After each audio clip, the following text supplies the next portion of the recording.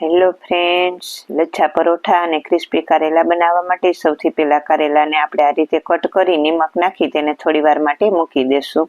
હવે એક વાસણમાં મેંદાનો લોટ લેશું, તેમાં ઘી, નિમક અને પાણી ઉમેરી તેની સરસ સોફ્ટ કણક બાંધીને તૈયાર કરી લેશું. હવે એક પેનમાં તેલ ગરમ મૂકીશું. તેલ ગરમ થાય એટલે જે આપણે કારેલા કટ કરેલા છે તે ઉમેરીશું અને તેને સરસ ક્રિસ્પી થાય ત્યાં સુધી તળી લેશું. ક્રિસ્પી થઈ જાય પછી આપણે તેમાં થોડોક ચણાનો લોટ ઉમેરીશું અને મિક્સ કરી લેશું તો આપણા ક્રિસ્પી કારેલા બનીને તૈયાર થઈ ગયા છે.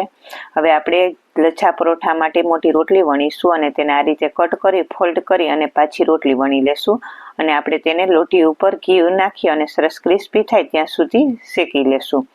તો લચ્છા પરોઠા પણ બની ગયા છે. તો તૈયાર છે લચ્છા પરોઠા અને ક્રિસ્પી કારેલા. ફૂલ વિડીયો જોવા માટે પેજને લાઈક કરો અને ચેનલને સબસ્ક્રાઈબ કરો. તો તૈયાર થઈ ગયા છે લચ્છા પરોઠા અને ક્રિસ્પી કારેલા.